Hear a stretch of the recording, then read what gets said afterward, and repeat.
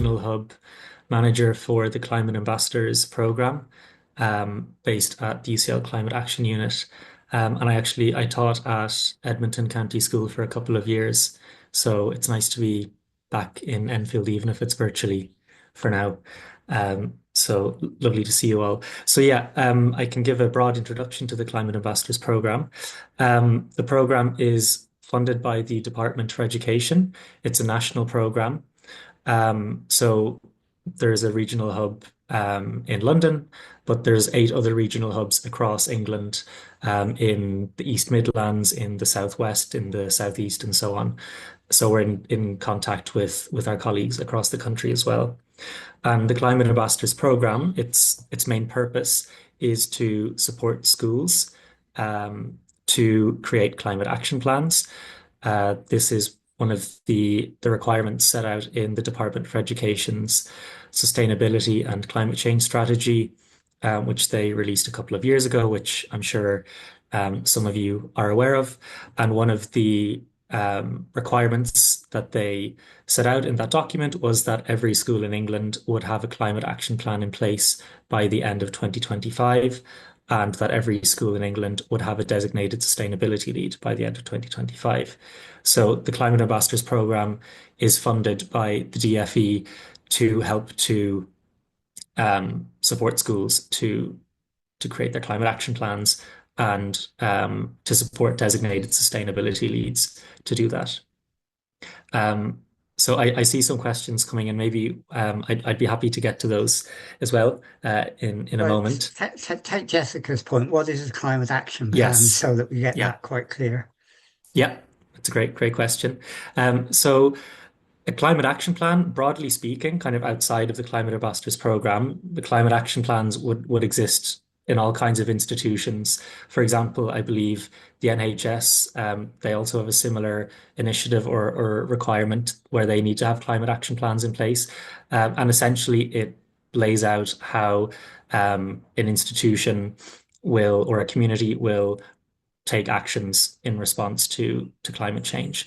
So within the Climate Ambassador program specifically, the Department for Education have set out 4 areas of action that they would like every school's climate action plan to focus on.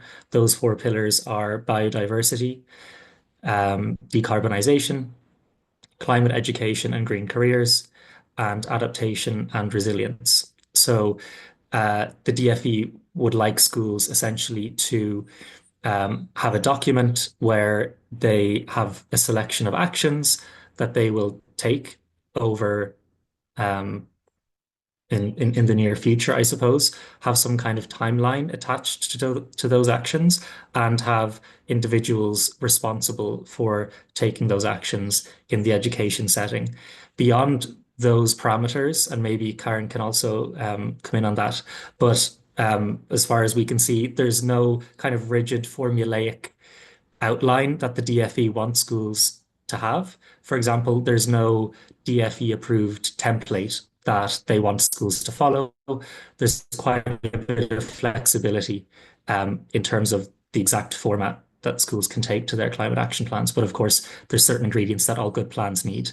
So we recommend, for example, that schools have a balance of kind of short-term, quick win actions, maybe things that the school thinks they can implement relatively quickly,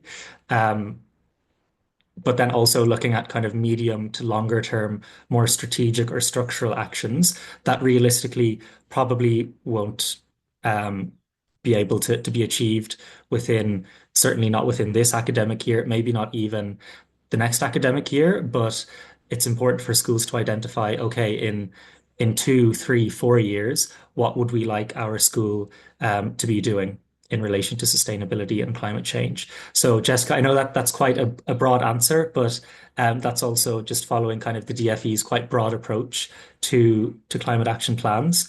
I think the main thing to think about are those 4 pillars that they've, or those 4 areas that they've made quite clear they want every school to address. Just a final thing to say about the program before Francis, you might want to come back in with a question, is the specific kind of support that the Climate Ambassadors program offers schools is through volunteer support.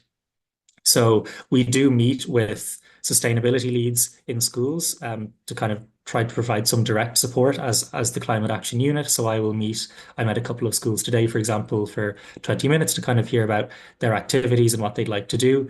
We do a bit of that, but really our main focus is connecting schools with volunteers who have a bit more capacity, maybe some specific expertise related to one of those areas that they can support that sustainability lead with, because we're acutely aware that a climate action plan is yet another thing that the DFE is asking schools to do and asking school staff to do on top of their very long list of other priorities they have. So what we don't want this to be is further burdening a staff member who is a classroom teacher, for example. They've been designated the sustainability lead. They don't have any timetable time for it, and they're kind of wondering, they feel quite isolated. So we're trying to support those individuals in the school to connect with other members of their school community, but also through connecting with external volunteers. So one of the things that we really encourage, which we might come on to shortly, is we really encourage individuals who have a pre-existing connection to a school, for example, a parent or maybe a school governor. We encourage them to become a climate ambassador, and if they're interested in that role, then we can connect them with free training, various resources, and a climate ambassador network to kind of provide some structure to that, and also ensure all of the necessary DPS checks are completed. I'll come in there because you've already got one volunteer who's put in chat that they'd like to be an ambassador. Brilliant. And you basically would like to ask other people here as well if they'd be interested in being an ambassador, wouldn't you? If you are interested in being an ambassador, please put that in the chat and then we'll follow that up with you. And hopefully then we can get a few people to start things going in Enfield. Let's see if anybody else has questions they'd like to ask. Is there anyone else who would like to ask any questions on this? Dinah, you've got your hand up again, or is that an old hand? I, I can't put it down. Oh, well, I'm going to be talking to you all the time saying, what do you want to ask? I Yeah. do have a question. Go on, then. Have a question. It's we've been trying ever so hard to work with our local schools and colleges by offering them free climate fresque workshops that we've paid for, and now we've trained our own climate fresque person, but we just can't seem to make inroads with the school. We've done clothes swaps and taught them how to make clothes swaps, and we're always trying to work with the young people in the schools. We just can't get in and we don't know how. I'm wondering if this might be some way we could leverage our way in, because we're a climate emergency centre. We've got loads of partner groups that we could work with the school with, but I don't know how to. Any advice as to how to get in there? Okay, Lochlann, could you be Dinah's Trojan horse? Potentially, and that's something we could definitely have a follow-up conversation about. I think we also struggle to make inroads to schools because even if you have a free offer of support, again, time is of the essence at the best of times in schools. So understandably, a lot of the time there just isn't capacity within the school, even if ultimately the support will help the school with capacity. A couple of things that we've been doing with the program that have been more successful are we're trying to work as much as possible with pre-existing networks of support. So, for example, that can be via council. So, for example, in Hackney Council, we spoke with the climate education officer there to see if they already had pre-existing relationships with any schools. They did, especially with primary school federations. And I'll pop a link to our webpage where there is a case study about that. I can put that in the chat in a moment. So we really tried to work with councils, kind of respecting the pre-existing networks that exist. And that's something we'd be interested in doing in Enfield as well, because I'm aware there's a couple of pre-existing networks, and seeing how we could align the kind of all of the pre-existing support that's out there, because that's something else that we've noticed is oftentimes it's not so much the lack of support available to schools, but it's so much support is out there that it can feel quite overwhelming to a teacher, for example, if they're Googling school support available to them and dozens of options come up. So we really tried to work with those local networks to see how we can fit in and adapt our support offer to um, to specific schools. So Hackney is one example of that. Greenwich is another example where through collaborating with the council, we spoke at a school business managers conference about the program.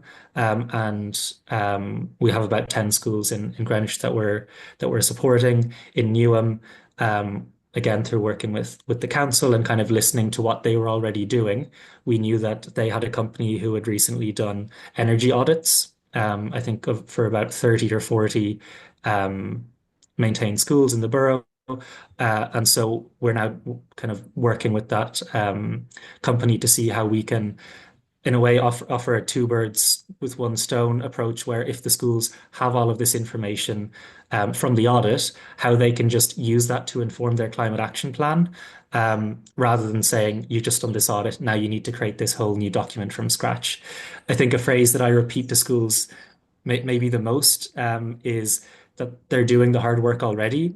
Most times they're already doing something, and it's really about making clear that they just need to capture that information on their plan and make sure they have a robust review process in place, that they're getting senior leadership on board, etc. Um, you're on, Karen, as well, and you're from Green Schools, and you were very interested in meeting Lochlann, and he was interested in meeting you because I'd heard him that you were coming on. Do you want to say anything about Green Schools very briefly, just to say what you do? Yeah, so what we set up the company, well, at the beginning of this school year, really. I've set up with a friend. My background is environmental consulting.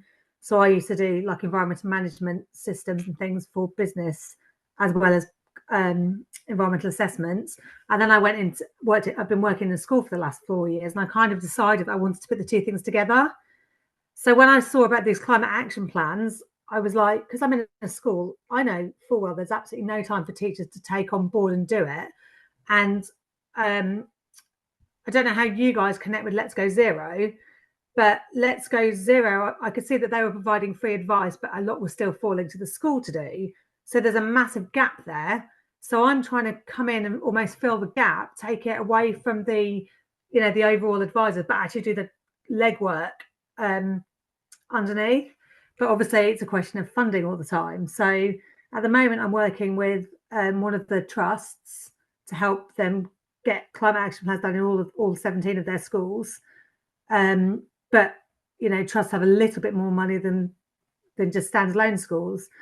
The other thing we're doing is looking for funding from businesses, like local businesses or big businesses, to go in and actually say, well, look, we've got a link with schools, but we want to be able to go in and offer this service for free. That side, we're trying to do environmental workshops and assemblies, which again can sit quite nicely with the climate action plans. So we're taking a two-pronged approach to it, really. It's just like you said, it's getting into schools. Obviously, in my case, it's getting into schools with a bit of funding that know they need to do it, but don't have the time, and have a spare pot that they have, a bit of money that I can spend 5 days doing it for them. Ultimately, long term, I don't see it as standalone. So ideally, the schools I work with, I would almost want to be kept on to have a sustainability role with them, even if it's once a term. But I'll cross that bridge in next school year. So that's what I'm doing. I may have missed it, but what is Let's Go Zero? I've not come across that before, and maybe. That was you, Karen, wasn't it? Do you want to tell us what Let's Go Zero is? So I'm not quite sure how Let's Go Zero. I know the Climate Ambassador and Let's Go Zero are kind of linked, but kind of separate, aren't you? Let's Go Zero are also funded, I think, through government. They're again wanting schools to sign up to commit to writing their climate action plans. And then they provide advisors in the same way the climate ambassadors do, to go in and help schools develop their climate action plan. So I think it's kind of works alongside each other. Lochlann might know a bit more about how you're linked, but Yeah, just very quickly. So Let's Go Zero, they're a sister, we call them a sister program with the Climate Ambassadors program. They, I believe, are funded by Ashton, which is a bigger philanthropic organization, I think. Yeah, actually, Um, it is yeah. Ashton. And their model, they've the same aim essentially to support schools with their climate action plans. I believe their focus is more on decarbonisation, and their model, at least in London, is through their funding. They have about a dozen climate action advisors who are effectively full time. They're hired full time to support schools, to go into schools. And maybe do work a little bit more similar to Karen, where it's someone who has expertise to kind of help schools and give schools capacity to do those actions. I think so they do brilliant work, and I have monthly meetings with Let's Go Zero to kind of make sure our work is aligned within the region. I think the difficulty there, as you can imagine, is scale, because a dozen climate action advisors for all of London. I'm not sure if that's physically possible. So that's partly where we come in with the volunteer dimension, where we have to compromise a bit on, of course, the kind of the capacity, and their volunteers are not, nor should they be expected to do the same things that people who are paid can do, and they don't maybe have quite the same expertise, but there's a bit more scale. So, for example, we currently have about 90 climate ambassadors in London who kind of vary greatly in how much they're involved or their expertise or their background.